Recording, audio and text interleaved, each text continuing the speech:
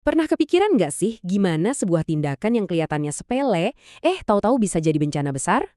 Nah, kali ini kita bakal bedah sebuah gagasan yang kuat banget, yaitu gimana tragedi-tragedi terbesar itu seringnya berawal dari langkah-langkah kecil yang kita anggap remeh.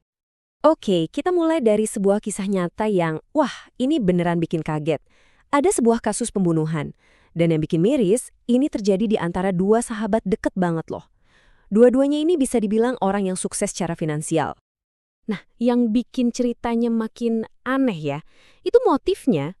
Coba bayangin, pemicunya katanya cuma gara-gara masalah sepele. Soal tethering internet. Beneran, cuma soal internetan doang. Pertengkaran kecil yang akhirnya bikin nyawa melayang. Gak masuk akal kan? Ini kan pasti bikin kita mikir ya, kok bisa sih perselisihan sesepele itu berujung ke tragedi yang fatal?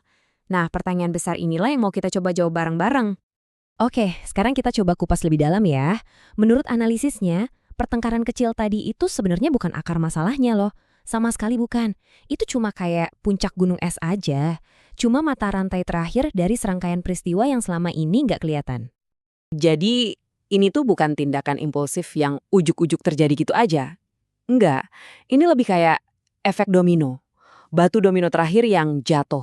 Sebuah akhir yang sebenarnya udah bisa ditebak dari pola perilaku yang terbangun pelan-pelan. Jadi, akar masalahnya apa dong?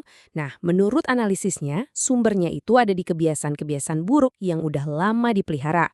Contohnya, kecanduan pornografi atau perbuatan-perbuatan maksiat lain yang dilakuin pas lagi sendirian, diam-diam. Proses kemerosotan moral ini ternyata ada polanya loh, jelas banget.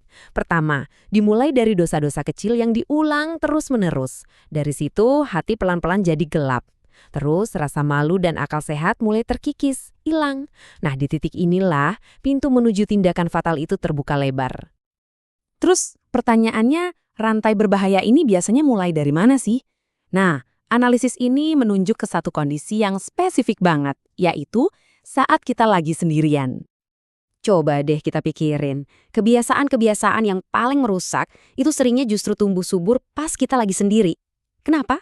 Ya karena kita ngerasa aman, ngerasa nggak ada yang lihat, jadi kita bebas melakukan hal-hal yang terlarang. Ada satu kutipan yang kena banget nih soal jebakan ini. Dia mikir, nggak ada yang tahu kok.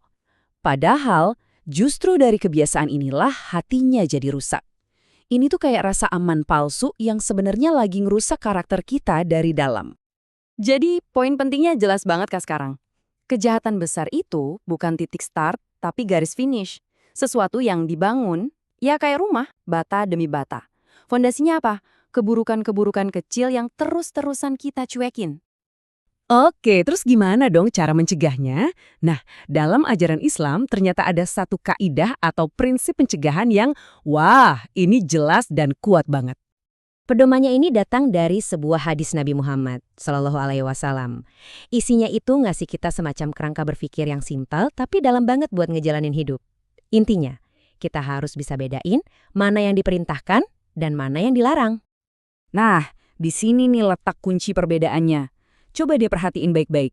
Ternyata ada standar yang beda banget antara cara kita ngejalanin perintah dan cara kita ngejauhin larangan.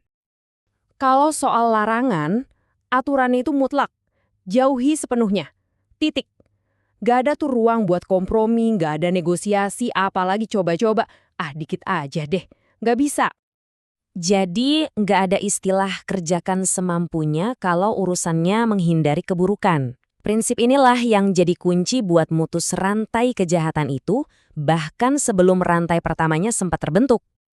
Nah, ini ngebawa kita ke pelajaran utamanya, intisari dari semua pembahasan kita.